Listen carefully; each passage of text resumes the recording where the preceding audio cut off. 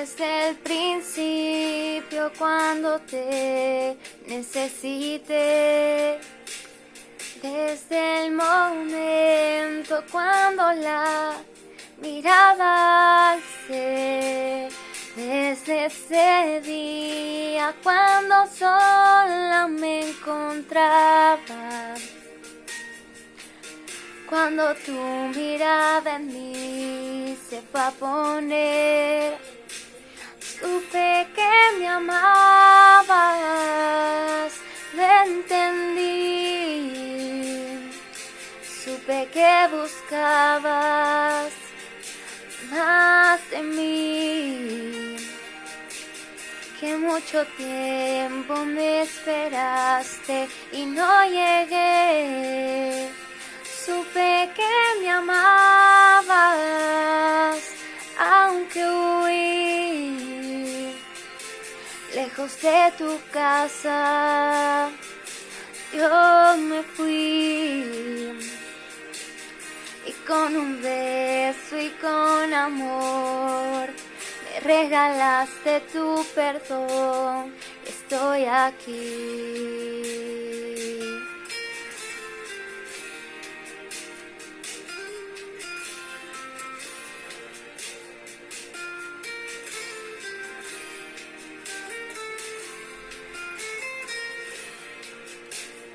Y cuando lejos me encontraba te sentí, sabía que entonces me cuidabas y te oí, como un susurro fue tu voz en el silencio. Cada día me atraías hacia ti, supe que me amabas, lo entendí, supe que buscabas más de mí, que mucho tiempo me esperaste y no llegué. Supe que me amabas, aunque huí lejos de tu casa. Yo me fui y con un beso y con amor me regalaste tu perdón. Supe que me amabas, lo entendí, supe que buscabas más de mí, que mucho tiempo me esperaste y no llegué. Supe que me amabas, aunque huí lejos de tu casa. Yo me fui y con un beso y con amor me regalaste tu perdón. Estoy aquí.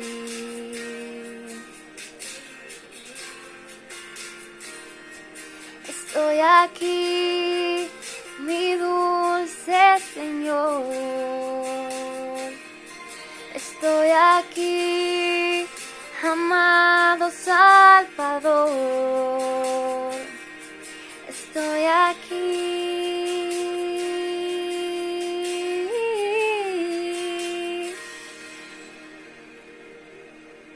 Estoy aquí.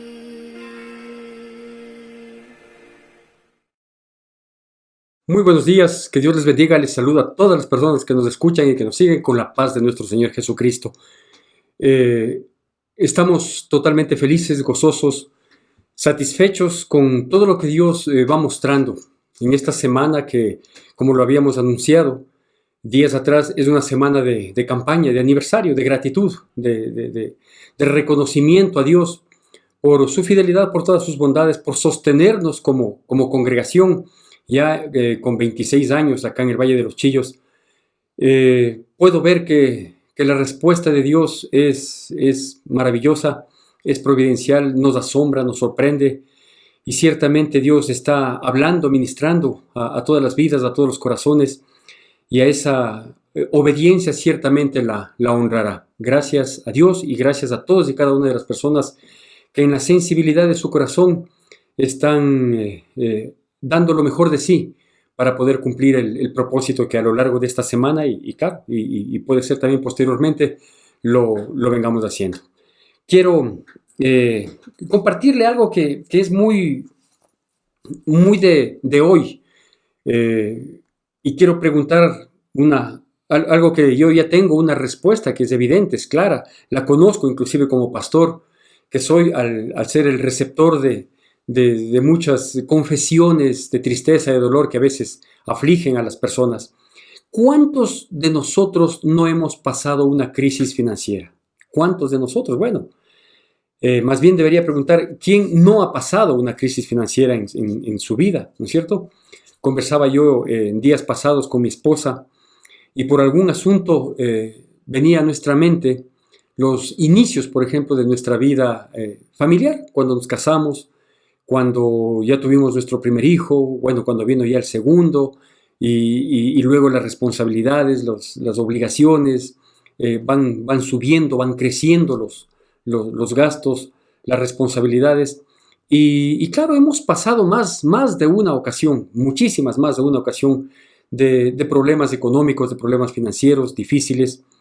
Pero le damos gracias a Dios porque en su misericordia nosotros pudimos conocer del Señor cuando apenas teníamos nuestro primer hijo y él era muy tierno, quizás tenía 1 año y unos pocos meses más, 1 año, 3 meses, cuando conocimos del Señor, cuando llegamos por primera vez a una pequeña iglesia de unos 20, 25 miembros que se llamaba Centro de Adoración Cristiana. Y si bien a pesar de haber llegado y perseverado hasta el día de hoy, eso no nos ha impedido, no nos ha hecho inmunes a que nosotros enfrentemos dificultades de toda índole y entre esas económicas. Claro, hay algunas económicas, por ejemplo, que se unieron con problemas de salud, etcétera, etcétera. Pero aquí estamos, ¿no? Y hemos visto la mano de Dios sosteniéndonos, sustentándonos. Así que cuando yo me permito preguntar, no es por recibir una respuesta, porque yo sé, insisto, que muchos de nosotros hemos pasado situaciones difíciles, críticas, en momentos inclusive en los que no había mucho espacio como para moverse o como para poder tratar de dar una salida humana.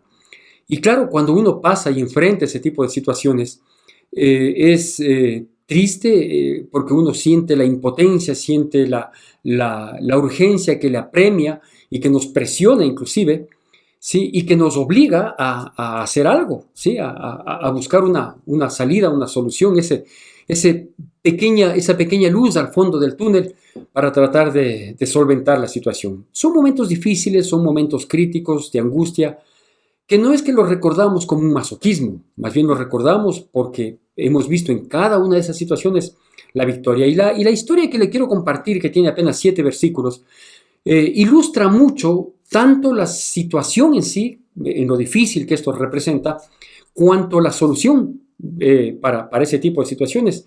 Que insisto, una vez más, cuando se trata de aspectos financieros, nos aflige mucho por un lado y por otro lado, hay más de una ocasión en la que nos hemos dado cuenta que efectivamente son situaciones que parecen no tener salida, no haber una solución, al menos a un corto plazo. Pero digo, esta historia ilustra muy bien algunos aspectos que quiero compartirle en esta mañana. Esta mañana de fiesta, esta mañana de gozo, de regocijo, es precisamente hoy el día señalado como aniversario de nuestra congregación. Hoy, 14 de octubre, estamos cumpliendo 26 años y lo hemos venido advirtiendo y festejando, por así decirlo. Los mensajitos que suelo yo mandar en la mañana y en la noche, hoy son de manera distinta. Es por esta semana porque hay que ser agradecidos y hay que hacerlo en la medida de nuestras posibilidades. Así que le invito para que usted abra su Biblia en Segunda de Reyes, capítulo 4, Segunda de Reyes, capítulo 4, y vamos a hacer la lectura de la palabra de Dios del versículo 1 al versículo 7. Segunda de Reyes, capítulo 4, versículos del 1 al 7. La palabra de Dios dice así. Por favor, siempre con atención y con la reverencia que amerita la bendita palabra de Dios. Una mujer de las mujeres de los hijos de los profetas clamó a Eliseo diciendo: tu siervo mi marido ha muerto, y tú sabes que tu siervo era temeroso de Jehová, y ha venido el acreedor para tomarse 2 hijos míos para siervos. Y Eliseo le dijo: ¿qué te haré yo? Declárame qué tienes en casa. Y ella dijo: tu sierva ninguna cosa tiene en casa, sino una vasija de aceite. Él le dijo: ve y pide para ti vasijas prestadas de todos tus vecinos, vasijas vacías, no pocas. Entra luego y enciérrate tú y tus hijos, y echa en todas las vasijas, y cuando una esté llena, ponla aparte. Y se fue la mujer, y cerró la puerta, encerrándose ella y sus hijos, y ellos le traían las vasijas, y ella echaba del aceite. Cuando las vasijas estuvieron llenas, dijo a un hijo suyo: traedme aún otras vasijas. Y él dijo: no hay más vasijas. Entonces cesó el aceite. Vino ella luego y lo contó al varón de Dios, el cual dijo: ve y vende el aceite y paga a tus acreedores, y tú y tus hijos vivid de lo que quede. ¿Sí? Digo que cuando nosotros estamos pasando momentos difíciles económicamente hablando, este tipo de historias, esta es una historia, esta no es una parábola, esta no es una invención, no es una ilustración, es una historia real sucedida en tiempos bastante críticos, bastante difíciles, ¿sí? Tiempos difíciles espiritualmente, tiempos difíciles, ¿qué le digo?, climatológicamente, por decirle algo, ¿no es cierto? Y claro, son situaciones críticas. ¿Qué es lo que tenemos aquí? Bueno, aquí tenemos una triste, lamentable, dolorosa historia de las que jamás uno podría imaginar que puedan suceder, pero suceden, ¿sí? Dice que había una pareja, ¿sí?, de una mujer casada con un hombre, siervo, profeta, temeroso de Dios, que había formado una familia, tenían 2 hijos, y que llegaron por esas cosas de la vida. Aquí no nos dice, pero nosotros creo que entendemos plenamente. Llegaron por esas cosas de la vida a tener un endeudamiento. Y un endeudamiento no pequeño. De esos endeudamientos que no sabemos cuándo se nos fue de la mano, cuándo llegamos a estar en esa condición. Y claro, lamentar no ayuda en nada, buscar culpables tampoco. Quizás lo que sí debemos es tratar de aprender la lección para manejar mejor las finanzas. Pero claro, de pronto también podemos ver que quizás quien se hizo de la deuda, que era el padre, el esposo de esta mujer que hoy estaba clamando a Eliseo en pos de una ayuda, a lo mejor él sí, pues exactamente, adquirió la deuda, sí, a sabiendas de que de uno u otro modo podía pagar. Pero claro, ¿quién puede imaginar que manejando la vida normalmente con tranquilidad y presupuestándose y quizás mirando a futuro, uno toma ciertas acciones, ciertas decisiones, como el de endeudarse, por ejemplo, y de pronto fallece este hombre? Fallece el hombre dejando a su mujer, a sus 2 hijos y dejándoles con deuda, ¿no es cierto? O sea, una situación de las más críticas, de las más dolorosas, de las más terribles, de las más angustiantes, de las más desesperantes, porque no creo que haya otra situación similar. O si hay, bueno, estarán por ese mismo lado, por ese mismo rango de dificultad. Claro, ahora ella se veía en un gravísimo problema. ¿Por qué? Porque primero ella no era la cabeza de hogar, no era quien manejaba el aspecto productivo, ¿sí?, de la familia. Ella era una mujer como de aquellas épocas, de casa, hogareña, encargada de sus hijos, etcétera, etcétera, pero no era una mujer que daba una productividad fuera de casa. Su productividad grandiosa estaba dentro de casa con sus hijos, formándoles, cuidando, siendo la ayuda idónea de su esposo, etcétera, etcétera, y de pronto se queda de brazos cruzados, ¿no es cierto? Entonces digo, es de las situaciones más críticas que puede enfrentar una familia.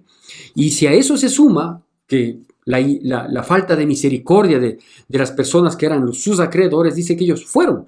En esa época, déjeme decirle, que quienes eran acreedores de una persona, si es que la persona no tenía para pagar, no tenía los recursos, las condiciones, los bienes para poder pagar, sea en efectivo, por llamarlo hoy así, o dar una dación en pago, es decir, pagar con alguna cosa, pues simplemente podían tomar a familiares, como en este caso a los hijos, y adquirirlos ¿sí? Por un precio que con seguridad no iba a satisfacer la totalidad de la deuda, pero podían ser tomados por un precio los familiares, en este caso los hijos. Entonces, si la situación de la soledad, de la desesperanza, de la viudez, ¿sí? Sumada a la situación de la responsabilidad de enfrentar la vida con dos hijos sin esposo, si a eso se suma la presión de los acreedores con la seria amenaza de que podían inclusive llevarse a sus dos hijos en condición, aquí dice de siervos, la traducción exacta sería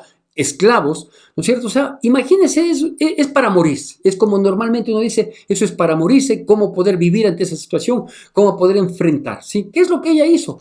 Bueno, pues como ella era esposa de un siervo de Dios, había sido profeta y era temeroso de Dios, entonces ella lo que hace es acudir a donde tiene que acudir, que es acudir a Dios, y lo hace de la manera correcta, porque lo hace a través del profeta Eliseo, ¿no es cierto? Quien ya tenía su prestigio, quien había dado claras demostraciones de que Dios estaba con él y de que Dios le respaldaba, etcétera, etcétera, ¿no es cierto? Entonces dice que pasaba por ahí y ella clamó a Eliseo, le llama la atención, le dice, por favor, ayúdame, mira, estoy aquí con deuda, con mis dos hijos, es posible que quieran llevarse a ellos en condición de esclavos y aún así la deuda no va a quedar pagada y estoy desesperada, no sé qué más hacer.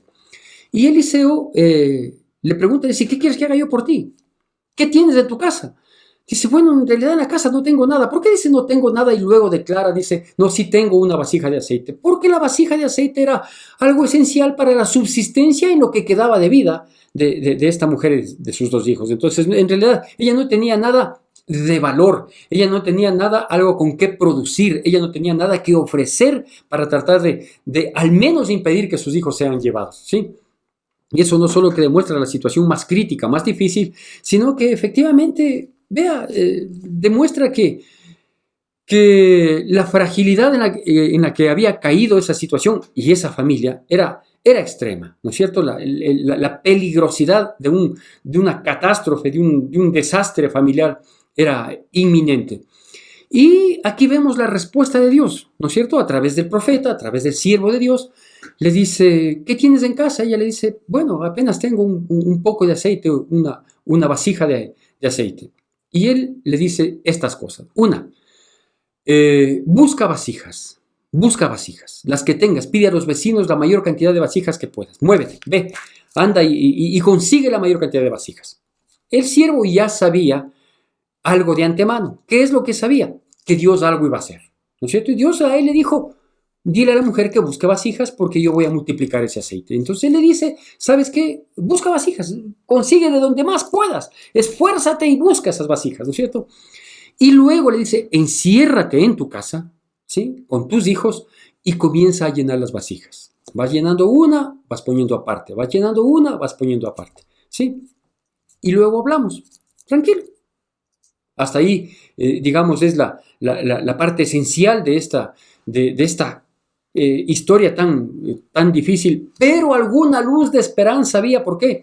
Porque apareció el siervo de Dios, apareció el profeta de Dios y apareció con una opción. Ahora, déjeme decirle, la opción que llega a proponer Eliseo ante la desesperación de esta mujer no era una opción lógica definitivamente, ¿no es cierto? O sea, mira, ¿qué tienes en tu casa? Bueno, en la casa tengo un poco de aceite. Perfecto, consigue vasijas. ¿Y qué quieres? ¿Que reparta lo poco de aceite de las vasijas? O sea, ¿qué es? Aquí nosotros destacamos algunos aspectos. Y claro, como siempre lo digo yo en cuanto a lo que conmueve el corazón de Dios para que haga milagros, porque nuestro Dios es Dios de milagros, de eso no debemos olvidar. Que el tiempo que vivimos es un tiempo de enfriamiento espiritual, inclusive a nivel de iglesia muchas veces, ¿no es cierto? Que el tiempo que vivimos ha dado las espaldas a Dios y por lo tanto Dios no se ha manifestado con milagros precisamente por la dureza del corazón de la gente, etcétera, etcétera, ¿no es cierto? Que los tiempos que vivimos no es que nosotros, pues, ni aún entre los cristianos comentamos milagros muy consecutivos unos de otros. Cuando contamos un milagro, lo contamos el milagro que lo recibí hace 20 años, hace 15 años, como que no está de moda mucho los milagros. Pero eso no quiere decir que nosotros debemos olvidar que Dios es Dios de milagros. Dios es Dios de milagros, ¿sí? Y los milagros son operados por la fe. de los creyentes, de los que le seguimos, de los que vivimos para adorarle a Dios, de los que procuramos vivir conforme a su voluntad y de los que procuramos también lo sobrenatural de su manifestación. Entonces no podemos olvidar que Dios es Dios de milagros. Ahora, el milagro se sucede por la fe, pero la fe implica una gran dosis, por no decir una total dosis, de obediencia, ¿sí? Y la obediencia que Dios demanda para los milagros nunca tiene lógica, nunca tiene lógica. Hay un sinnúmero de manifestaciones sobrenaturales, de milagros, de prodigios, de señales que Dios mismo lo hizo desde el Antiguo Testamento, Jesucristo lo hizo en el Nuevo Testamento, etcétera, etcétera, que demuestran, y podríamos decirlo de algún modo, demuestran el milagro de Dios, de la multiplicación, de lo poco a lo abundante, ¿no es cierto? Vea, Dios le preguntó en algún momento a Moisés, ¿sí? Cuando le dijo, ¿y cómo voy a ir a donde Faraón y decirle las cosas? ¿Y cómo me va a creer que nuestro Dios nos ha visitado, etcétera, etcétera? Le dijo, ¿qué tienes en tu mano? ¿Sí? ¿Qué tenía él en la mano? Tenía lingotes de oro, tenía algún manto de mucho valor, tenía algo que era único. No, él como pastor que era, eso más en tierra de Madián, lo único que él tenía era una vara. Decía, eso tienes en tu mano, eso voy a usar yo. ¿No es cierto? Entonces, es decir, lo que Dios usa es lo que está a nuestro alcance, pero la manifestación de Dios es lo sobrenatural. Sí, hace no mucho tiempo creo que prediqué respecto de la multiplicación de los panes y los peces, de la alimentación a los 5,000, etcétera, etcétera. En realidad a Dios no le interesa mucho la cantidad, o si es que le interesa la menor cantidad posible. ¿Por qué? Porque el que fructifica y multiplica es Dios, ¿no es cierto? Y obviamente, digo, implica no solo de lo poco, Dios multiplica a lo mucho, sino que implica una dosis de fe y de obediencia a algo que no es lógico. Eso tenemos que grabarnos. Ahora, ¿por qué insisto en esto de que lo que Dios nos manda hacer no es lógico? Porque los seres humanos, como seres racionales, al menos en muchos aspectos de nuestras vidas, obviamente cuando vamos a dar un paso, cuando vamos a tomar una decisión, cuando vamos a querer lograr algo más, sí, es inevitable que nosotros hagamos un razonamiento, ¿no es cierto? Que nosotros apelemos a la sensatez, al sentido común. Y claro, la racionalidad, el proceso mental, el sentido común, sí, es lógico. Siempre es lógico. Entonces uno dice, si hago esto, pues este va a ser el resultado. Siempre en el aspecto humano, pero en el aspecto divino, en el del milagro, no es lógico. Nunca es lógico. Dios no trabaja con la lógica humana. Dios trabaja con su lógica. ¿Por qué? Porque nuestros pensamientos no son sus pensamientos, ¿no es cierto? Sus pensamientos están mucho más altos, ni nuestros caminos sus caminos, o nuestra manera de hacer, de actuar o de lograr, no son los de Él están mucho más altos, ¿no es cierto? Entonces, y para nosotros, no solo que no coincide, sino que estarían inalcanzables. Pero así es como Dios trabaja. De tal manera que lo que destaca en esta mujer en primera instancia es efectivamente su obediencia, ¿no es cierto? Ella no reprochó, ella no dijo, pero si tengo yo una sola vasija, ¿para qué voy a conseguir más? Le dijo, ve y consigue las vasijas, ¿sí? Y luego enciérrate en tu casa y comienza a llenar. Desde tu vasija comienza a llenar el resto y luego, obviamente, ya leímos la porción que corresponde. Ella pudo llenar todas las vasijas. Entonces, ¿qué quiero decirle yo con esto? Que sí, vea que es precisamente en los momentos críticos, difíciles, imposibles para el ser humano, cuando uno está más apretado, más oprimido, más inalcanzable alguna situación, ahí se da el milagro, ¿no es cierto? Porque decir a Dios, por ejemplo, que yo tengo fe para, qué sé yo, adquirir alguna cosa, y que en el banco tengo el 80% del valor de esa situación, el 20% meto la tarjeta de crédito y le difiero a unos meses y ya pasó, ¿no es cierto? Entonces yo no puedo decir que tengo fe para el 20% de algo que quiero adquirir, no, ¿sí? La fe tiene que manifestarse y los milagros suceden exactamente en las situaciones que para el hombre se vuelven imposibles, porque si fueran posibles, pues deja de ser milagro.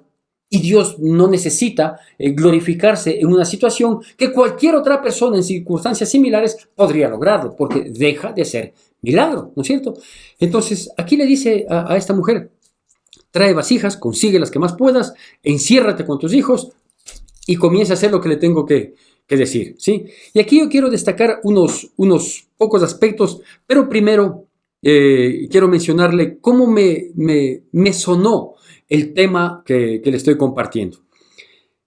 Todos estos actos de fe, toda esta obediencia ilógica, pero dispuesta por Dios, todas estas historias que nos motivan, ¿sí? Normalmente son historias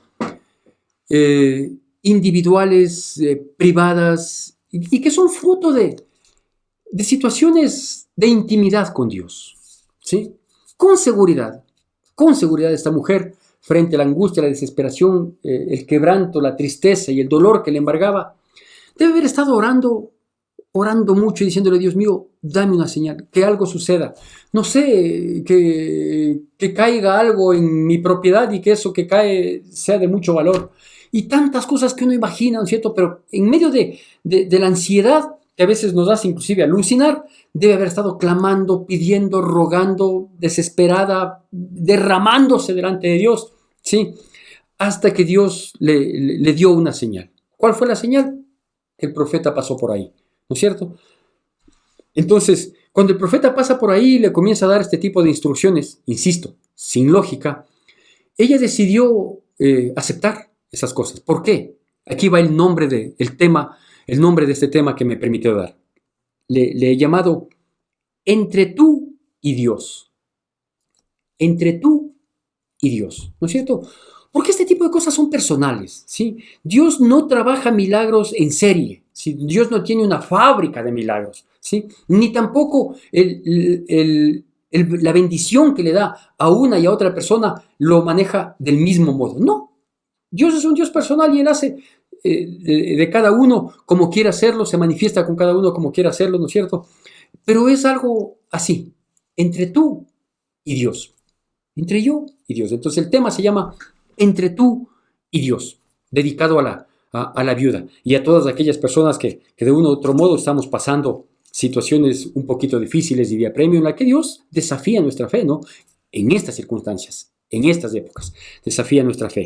Entonces es necesario que nosotros destaquemos algunos aspectos. Uno de los que me llama la atención, aparte, digo, de la obediencia a algo ilógico, pero obediencia, ¿por qué? Porque le dijo el siervo de Dios, el profeta Eliseo, le dijo: haz esto y ya. Entonces el primer aspecto es que le dice: por favor, anda y consigue todas las vasijas que puedas conseguir, todas, pide a los vecinos, ve, yo no sé qué tan lejos puedas ir a traer de otros lados, lo que sea. Lo que sí te digo es que tienes que conseguir todas las vasijas que tú quieras conseguir, ¿no es cierto? Pero muévete. Entonces, este primer aspecto le vamos a llamar: la prosperidad viene en la medida del esfuerzo. Le repito, la prosperidad viene en la medida del esfuerzo, ¿sí? Y aquí obviamente implica mucho la diligencia, la prontitud, insisto, el esfuerzo que uno debe hacer, ¿no es cierto? Dios quiere prosperarnos. Dentro de la voluntad de Dios está la prosperidad. Dios no quiere que nosotros vivamos en limitaciones, peor en limitaciones extremas. Dios no quiere que nosotros vivamos en angustias, en dificultades, con las justas, ¿no es cierto? Tratando de ser unos héroes no digo de la fe, sino de la vida, diciendo: uy, yo pobrecito, vea, tengo 57 años, de los cuales 58 he vivido en la miseria. Eso no es plan de Dios, porque ¿de qué Dios hablamos? Si estamos hablando de un Dios que es el creador del cielo y de la tierra, que la tierra y su plenitud le pertenecen, que con sus manos extiende el universo, dice la palabra, ¿no es cierto? Que es el dueño de la plata y del oro, que es el que multiplica y el que, lo primero que dijo cuando creó a la pareja, ahora que estoy siguiendo un discipulado del libro de Génesis, lo primero que le dijo a la pareja cuando le formó a Adán y a Eva, le dijo: fructificad y multiplicaos, ¿no es cierto? Entonces la primera voluntad y la primera bendición otorgada a la pareja que Dios creó, al hombre y a la mujer, fue la fructificación. Eso quiere decir prosperidad, bienestar, satisfacción, ¿no es cierto? Y claro, y ese plan de Dios permanece. Con esto no me confunda, por favor, creyendo que le estoy hablando del evangelio de la prosperidad y decirle que usted siembre y que... No. Nada que ver con eso. Simplemente tratamos de ser lo más bíblicos. Y lo que le estoy diciendo es que Dios, como Padre Todopoderoso, no quiere que sus hijos vivamos en miserias, en dificultades, en limitaciones. No está dentro del plan de Dios eso. Pero sí está dentro del plan de Dios que seamos obedientes a sus mandamientos, a sus palabras, y en circunstancias difíciles, sí, al desafío que Dios hace de nuestra fe. Entonces, también tenemos que ser esforzados y valientes, ¿no es cierto? Por eso es que este primer punto lo he denominado así. La prosperidad viene en la medida del esfuerzo. Entonces, anda, consigue las vasijas. ¿Cuánto quieres ser prosperado? Muévete. Haz las cosas rápido. Levántate temprano. Acuéstate tarde. Esfuérzate, ¿no es cierto? No estoy diciendo que no tengan tiempo para otras cosas, pero si quieres prosperidad hay que trabajar, porque Dios nos va a prosperar en la medida de nuestro esfuerzo. Primer aspecto. El segundo aspecto que me llama la atención es que le pide, y ella lo hace también, le dice, ve y cuando consigas todas las vasijas que puedas, ¿sí? Enciérrate en tu casa con tus hijos. Entonces, primero le está diciendo, mira, no publiques esto, no, Dios a mí me mandó que consiga vasijas. Tranquilo, Dios es un Dios personal, porque si a ti te dice consigue vasijas y yo las voy a llenar, a otro le puede decir, ve, compra cajas que yo las voy a llenar, y al otro le dice, tranquilo, te va a caer del cielo, y al otro le dice, te voy a mandar a través de tal persona. O sea, Dios es un Dios personal, y uno no es bueno, hasta por prudencia, ¿no es cierto?, que uno publique lo que Dios me está diciendo, lo que Dios me está mostrando, lo que he sentido en mi corazón. Porque eso puede desmerecer un poco el plan de Dios. No porque Dios deje de hacerlo, sino porque al intentar otra persona hacer lo mismo y que no le resulte, entonces va a decir, para mí no existe Dios. Entonces hay que ser prudente. Dios, Eliseo, el vocero de Dios, el profeta de Dios, le dijo, ve y con tus hijos enciérrate y haz.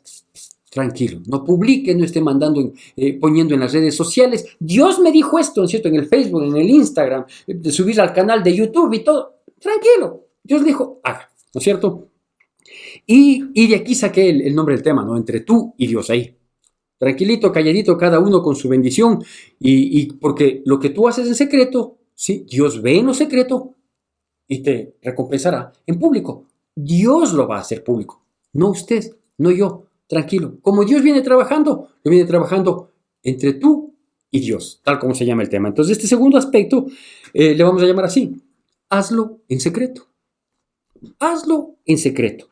No lo publiques, insisto, ahora que las redes sociales nos hacen enterar del dolor de estómago que tiene una persona, luego de la sanidad que recibió o del empeoramiento que recibió, y uno amanece 5 de la mañana y ya llega y dice, estoy con sueño, no me despierto, se me abrió solo en un ojo. Vea, por favor, somos cristianos, seamos prudentes. Después nos estamos quejando de las opiniones que pone la gente, del like o del que no me gusta que pone la gente, ¿no es cierto? Sí, ¿para qué pone si no quiere que opinen? Si no quiere que opinen, no ponga, no haga enterar. Y más aún, si el milagro está en camino. El milagro es para usted y para mí. ¿Por qué? Porque es entre yo y Dios, entre tú y Dios. Entonces, segundo punto, hazlo en secreto. No lo publique, ¿sí? No lo cuente, no se detenga en manifestar antes del resultado. Ahí, quietito, en secreto. Y el tercer aspecto que quiero comentarle es que, la provisión de Dios se acabó donde se acabaron de llenar las vasijas, ¿no es cierto? Yo le había dicho que el primer punto es que la prosperidad viene en la medida de nuestro esfuerzo. Entonces Dios sí quiere prosperarnos y nos va a prosperar, ¿sí? En tanto en cuanto nosotros seamos esforzados. En donde nuestro esfuerzo llegó a un límite, ¿sí? Ahí también llega la provisión de Dios. Así de simple, ¿no es cierto? Entonces, cada uno en sus capacidades, en su esfuerzo, ¿sí? Y así fue. Pues efectivamente, cuando se llenaron todas las vasijas, le dijo a uno de sus hijos, la viuda, sí, pásame otra vasija. Le dijo, no, todas están llenas. Ahí cesó el aceite. De tal manera que el tercer aspecto podemos decir que Dios llena la medida de tu fe. Dios llena la medida de tu fe. Y aquí es menester mencionar, es decir, ¿cuál es la medida que quieres? ¿Sí? No solo la que puedes, que es el primer aspecto, la prosperidad viene en la medida de nuestro esfuerzo, sino cuál es la medida de tu fe, ¿no es cierto? Entonces, en esa medida, pues esa la va a llenar Dios. Yo recuerdo cuando comencé en mi vida ministerial, ¿sí? Es decir, hace 23 años, ¿sí? Aproximadamente, cuando comencé mi vida ministerial, comencé a hacer un boletín que hasta el día de hoy, hasta marzo, lo manteníamos, el boletín que entregábamos cada 15 días. Un boletín que era informativo, etcétera, etcétera, y siempre tenía una cartita del pastor, ¿no es cierto? La carta pastoral que se llamaba, y ahí era alguna reflexión, normalmente inherente al momento que que se vivía, ¿no es cierto? Así tenemos un sinnúmero de boletines desde aquel entonces, desde un boletín quincenal hasta el boletín que no se llegó a entregar el 15 de marzo porque correspondía en esa fecha. Y recuerdo que en mi temor de arrancar en el ministerio sin saber mucho qué hacer, pero dispuesto a hacer lo que Dios disponga, lo que Dios nos mande, ¿sí? Me acuerdo que en medio de mi oración, en altas horas de la noche, yo le decía a Dios, le digo, Señor, ¿qué quieres tú hacer? Y por favor, ten misericordia de mí. O sea, yo no quiero fallarte, yo quiero hacer lo que tú demandes, pero por favor, guíame y dame ese ímpetu. No digo la paz, porque cuando uno es desafiado a la fe, no es que tenga paz, pero uno tiene que hacerlo, ¿no es cierto? Y Dios me dijo, pon tú las vasijas que yo las llenaré. Quizás por eso este es uno de mis pasajes preferidos, porque habla de vasijas, ¿no es cierto? Me dijo, pon tú la vasija que yo lo llenaré. Entonces, Dios llena la medida de tu fe, ¿sí? Si la fe es mucha, si la fe es poca, si la fe es mediana, ¿no es cierto? Pero Dios llena la medida de tu fe. Y claro, yo quiero terminar destacando un aspecto que es muy importante, ¿sí? Y es el hecho de que cuando esta mujer estuvo en desesperación, hizo lo correcto, como yo le dije al inicio, buscó de Dios a través del profeta, ¿no es cierto? Dice que a él le clamó, versículo 1 del capítulo 4, dice, a él clamó y le dijo, Eliseo, mi esposo que era temeroso de Dios ha muerto, etc. A él clamó, a través de él buscó la ayuda. ¿Y sabe a quién le contó de su prosperidad, de su bendición, de su milagro? Igualmente no lo publicó en redes sociales, ni lo estuvo comentando a todo el mundo, ni mandando mensajes a todos sus grupos de chat, ¿no? A todos sus chats, ¿sí? Sino que al que le clamó, que era el siervo de Dios, el profeta, a él le terminó contando. Y quedó entre tú y Dios, no más, ¿no es cierto? El versículo 1 dice que a él le clamó y el versículo 7 nos muestra que a él le contó. Yo le invito para que se deje desafiar en la fe, ¿no es cierto? Hay problemas, ¿quién no los tiene? Dificultades, complicaciones de una u otra índole, pero el Dios que sustentó a esta mujer después de que vendió todo el aceite, con el cual, o gran parte del aceite, con el cual pagó la deuda, que tiempo atrás era impagable, que tiempo atrás era un tormento, que tiempo atrás era una cosa que le había hecho caer en desesperación, ¿sí? Dice que vendió el aceite que puso en las vasijas que fueron prestadas y pudo pagar la deuda. Y no solo eso, sino que con la diferencia, con el saldo, con el restante, porque Dios siempre da más de lo que se necesita, ¿no? Con el restante, dijo, con eso puedes vivir tú y tus hijos.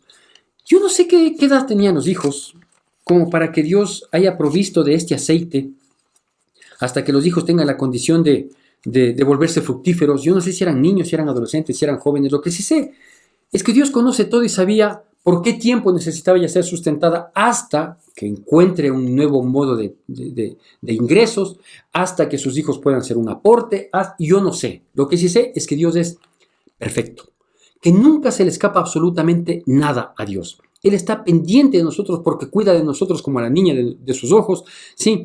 Y que como Padre amoroso que es, jamás nos desampara, jamás nos deja, ¿no es cierto? Así que digo, estas historias de este Dios, que es el mismo ayer, hoy y por los siglos de los siglos, que es este Dios que no solo le dio el aceite para solventar el problema a la viuda, sino que a nosotros nos dio a su Hijo para perdonarnos, y cuánto más no nos dará todas las cosas en Él, dice la palabra, ¿no es cierto? Entonces, creámosle, no bajo una lógica, no bajo una sensatez, no bajo un razonamiento humano, porque más bien eso podría detenernos. Todo depende de cómo le creamos, cuánto le creamos y de qué manera sea nuestra obediencia. Seguimos en fiesta, seguimos gozosos, y si Dios lo permite, el día domingo estaremos cerrando nuestra campaña de aniversario, si es que Dios así lo permite, es que nos regala la salud, la vida. Que Dios le bendiga poderosamente, y no se olvide, es entre tú y Dios.